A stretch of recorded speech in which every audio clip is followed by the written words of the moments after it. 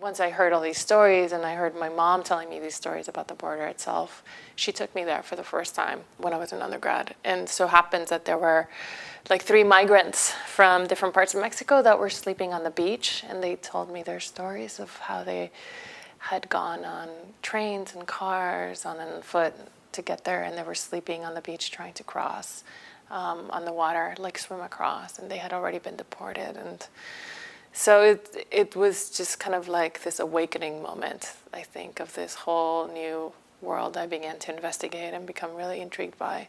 Because when you come and go, when you have the access and the papers, you really don't notice it. You know, you're kind of, you go through the spaces much more freely. But I think once you start getting the friction of that space and seeing who doesn't get to go, you start paying more attention.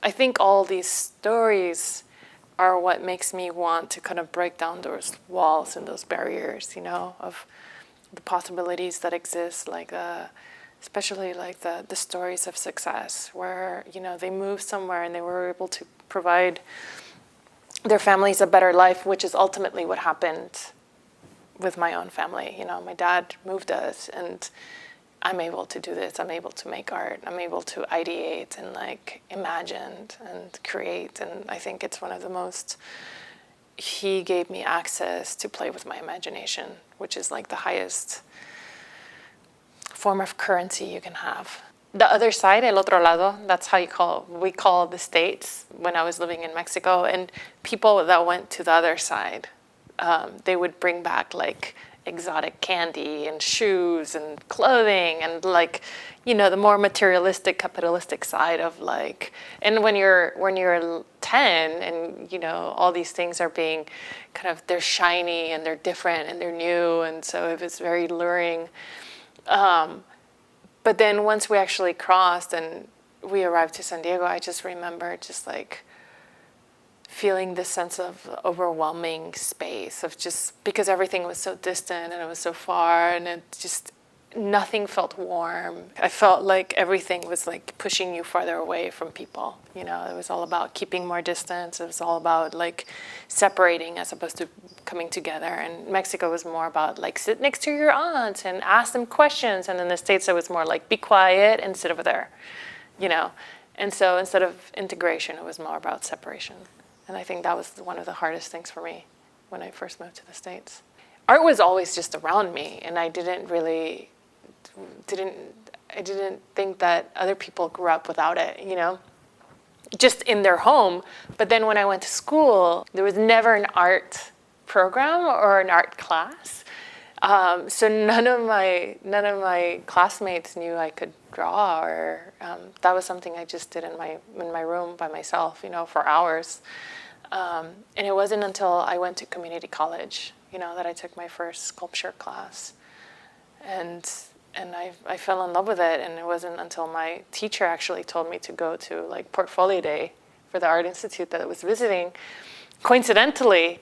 And I was like, what's a portfolio? And she told me, you know, just take photos and bring some of the drawings or bring anything that you've done. And literally the Art Institute gave me a scholarship on the spot. You know, art's definitely more accessible in the United States. It's not a way of life. It's not very few people get to do it in Mexico, and very, very specific cities. I think in the States, there's more of a possibility, and there's more space, and there's more access to it, and there's more funding for it as well. In Mexico, it's so limiting, and it mostly exists like within 3 cities. Had we stayed in Tampico where I grew up, I don't think I would have ever had access to it. The border was something that I had to even get. I had to like travel more and get farther away to be able to actually come back to it, because I was doing a series of actions there. Even when I was in grad school, I would go and like sweep the sand or mop the beach, you know, in the typical like little black dress and the stilettos.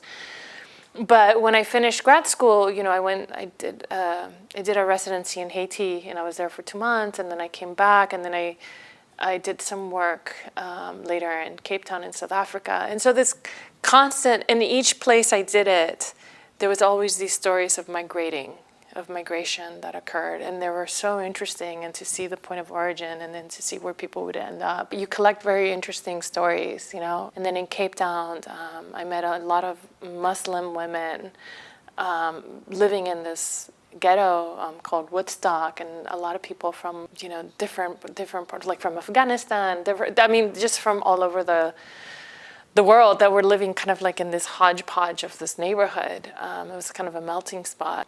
At one point, I went down to Brazil and had a totally different experience, and then I came back, and that's when I did the piece at the border. In 2011, that's when I went to Tijuana, and it was so funny because for years, like I said, I had been doing actions there, you know, and they were very like Sisyphean based. There were these kind of very impossible tasks of like playing with the environment, because there was something impossible of the space at the same time. It was kind of metaphoric for the space itself, because you see these train tracks that are perforated into the sand. And for me, it's so funny because train tracks are so much about movement and mobility and journey and access, and all of a sudden they're like surrealistically like lifted from the floor, and like they're an impediment to movement, and they look like jail bars.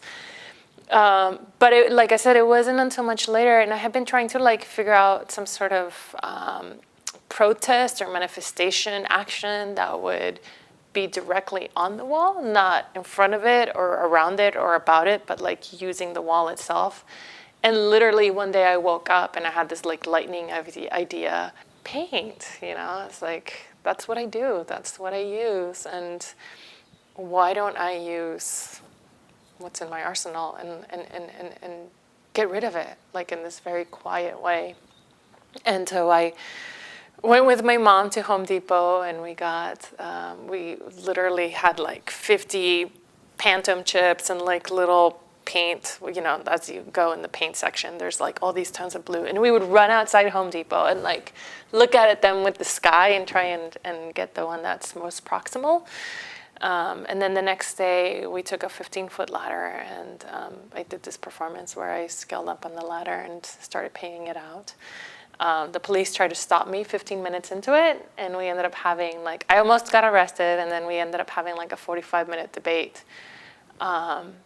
because I think they became enamored with the idea once they allowed me to explain the concept. And so they liked it, and they let me continue, and 5 hours later I had painted like a huge portion of it out.